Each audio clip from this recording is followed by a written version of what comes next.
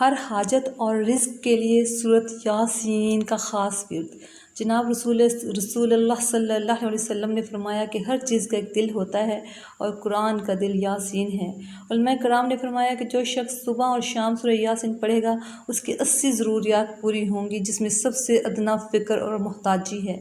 قضائے حاجات کے لیے نماز جمعہ کے بعد قبلہ رو ہو کر سورۃ یاسین اس طرح پڑھیں 3 بار کہ پہلے مبین پر پہنچے تو سورہ اخلاص 3 بار پڑھنی ہے، اور دوسرے مبین پر پہنچیں تو سورۃ کوثر 3 بار پڑھنی ہے، تیسرے مبین پر پہنچ کر سورہ علم نشرح 3 بار پڑھنی ہے،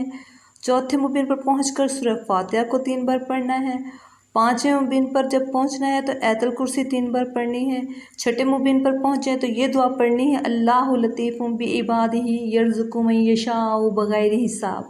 اور 7ویں مبین پر پہنچے تو 3 بار درود شریف پڑھیں اور یہ دعا پڑھیں 7 بار اللہم واسع رزقی وسعۃ لا احتاج الی احد من خلقک، اے اللہ میری روزی میں اتنی وسعت عطا فرما کہ میں تیری مخلوق میں کسی کا محتاج نہ رہوں،